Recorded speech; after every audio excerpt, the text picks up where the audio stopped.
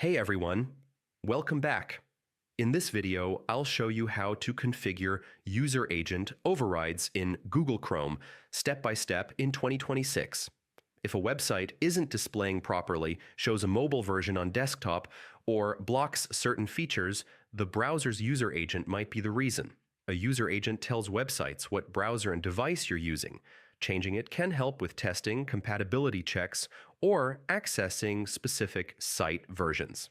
Let's get started. First, open Google Chrome. Go to any website where you want to change the user agent.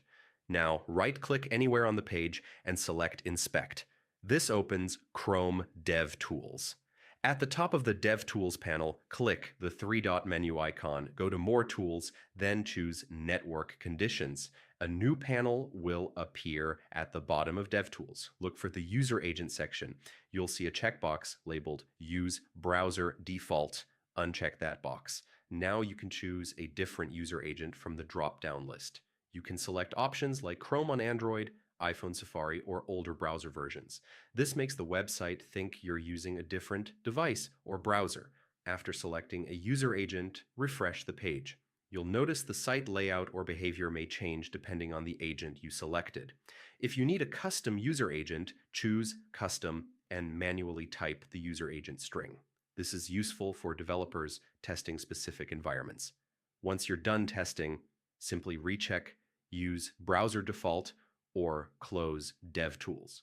Chrome will return to normal behavior. For more advanced control, you can also use Chrome extensions designed for user agent switching. Search in the Chrome Web Store for User Agent Switcher and install a trusted extension.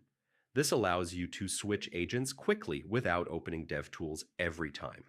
Keep in mind, changing user agents may break some website features, so only use it when necessary.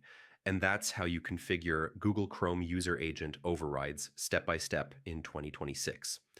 If this guide helped you, don't forget to like the video, subscribe for more Chrome tips and tech tutorials, and I'll see you in the next one.